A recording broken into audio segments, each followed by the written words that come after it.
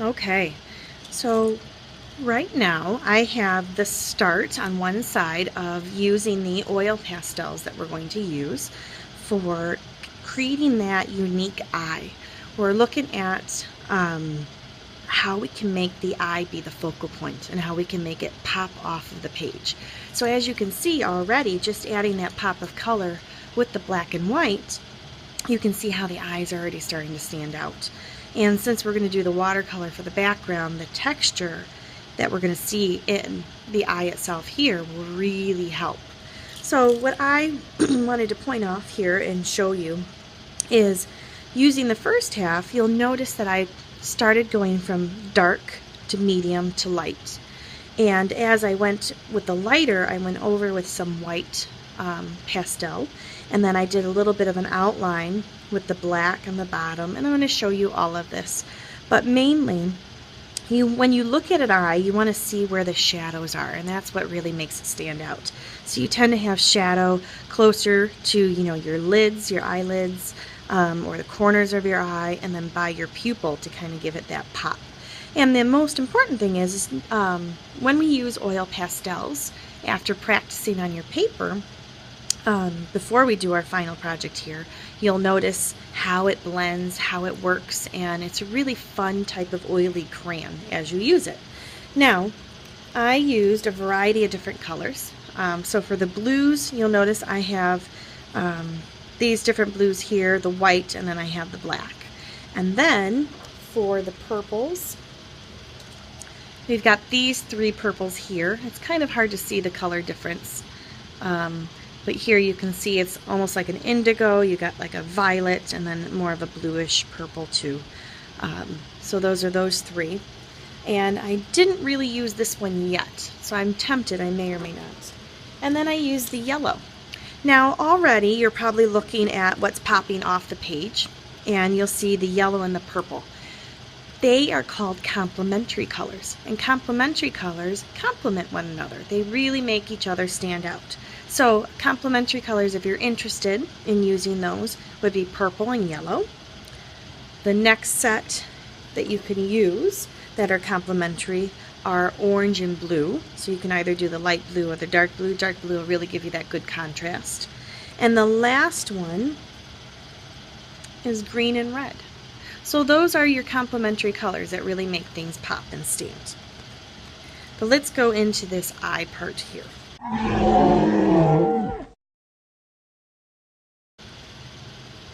So to start, near the corner here, I want to go nice and dark. So I'm going to go nice and dark. Yes, I'm going to go over my nice pen lines that you can see here. But as you're coloring, if you color like a normal crayon, you're going to see all of the little white showing. And you're going to look over here and see there isn't any white showing. That's alright. So for the first blend, I'm just pushing and I'm going to go lighter, a little lighter as I go in. Then I'm going to grab my other blue and I'm going to go over that one. So now you see the two are blending really nicely. And as they're blending, I'm going to come a little closer over here. And now the lines that I drew, I can go over with the black Crayon. But notice when I'm coloring in, I'm coloring this way, because this is the direction I want it to be. If I start changing direction, it's going to make my eye look in all the different directions, and you don't want that. So you want to have it going all in the same direction.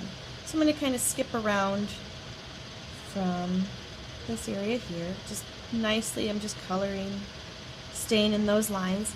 Now you're already looking, this doesn't look like this yet. Well, hold on. So the next thing I'm going to do is I'm going to grab my white and I'm going to go over and I'm going to blend like this. And I'm going to blend that blue, as you can see.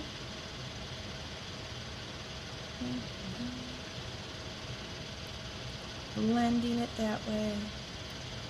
And this is a lighter one, so I can go over my pen marks. Okay. So I have that going already.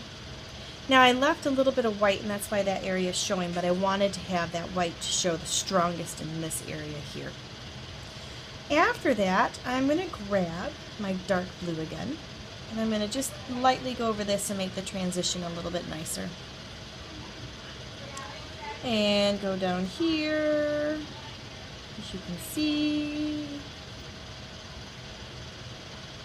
Okay, now I've got that. My next step, and you can keep playing, you can go with the lighter blue too and just really mix it until you get the consistency you want.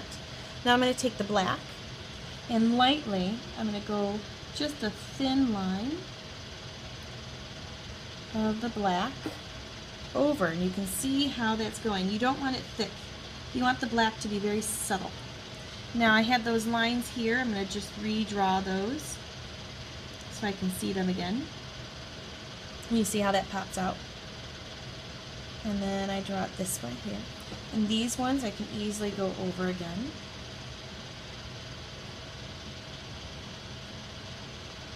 See how that stands out really nice? It feels like butter when you do layers on top of layers. Now I want to make it a little darker blue here, so I'm going to just do the black very, very lightly, trying to get it to get that nice darker shade.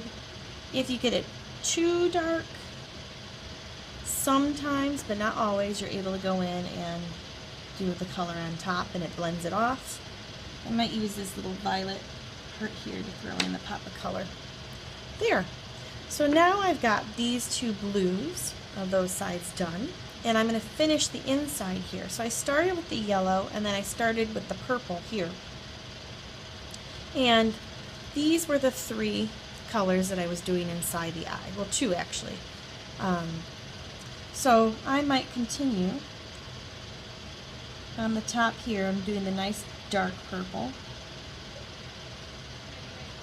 like this. And when you do the pupil, you want it to go dark, medium, and then light in that center in here. So I'm going to go lighter on this, and nice and light here. I might leave a little glimmer of white in this. And, oh, I have a little blue on here. That's okay. So you can even use your finger to smudge. If you have any of this on your brush, or I mean your brush, sorry, on your pastel, you could just quickly wipe it off, and then that way it's nice and clean again. So then I'll just go over this. I'm going to go over some of this purple here, kind of blend in. I'll use this newer purple.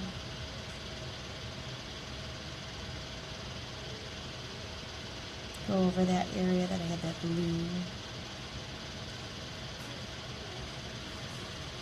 Okay, put some of this in here to blend it a little bit more. Now I have a lot of lighter purple, as you can see.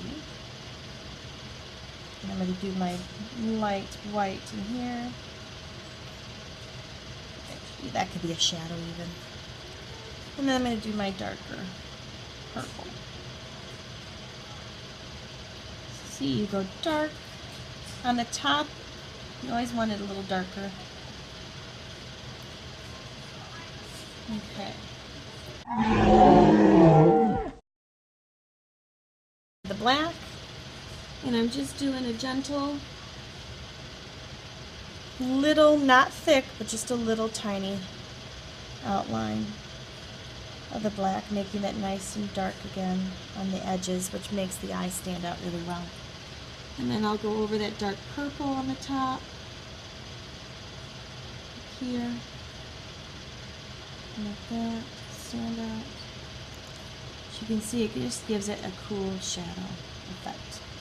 Okay. And then this one, I might just outline just to give it that neat effect here. And I'm going to take that darker purple and use that darker purple for part of the line in here. And a little of the shading in this one, just because I got some purple in there. Then, for inside here, I'm going to do that same thing. I had like a little extra of a lid, so I'm going to do this. Nice and dark. Now, what the most important part is yes, your hands are going to get a little dirty. You don't want to really wipe these, because if you wipe it, it comes off on your finger. So if you smear it or you go like this, you're going to have Craypot go all the way across your paper. You don't want that. Just leave these bits, they'll dry off and roll off naturally on their own. You can try to blow them, but it's not really going to go far anywhere really. So if you wanted to add, maybe I want like a little bit of a darker shadow on here, I just do a tiny, tiny, tiny bit, and you can see that. Just show up that little bit. Now I really love, you don't really do black until the end, because that's the most contrasting color. That's going to really stand out. Now I got some white on my star, so I'm just gently going over my black permanent marker lines with the black, and that way it stands out nice again. And then I'm going to go over my black permanent marker line here, just because it looked a little cakey compared to the rest. So there you go.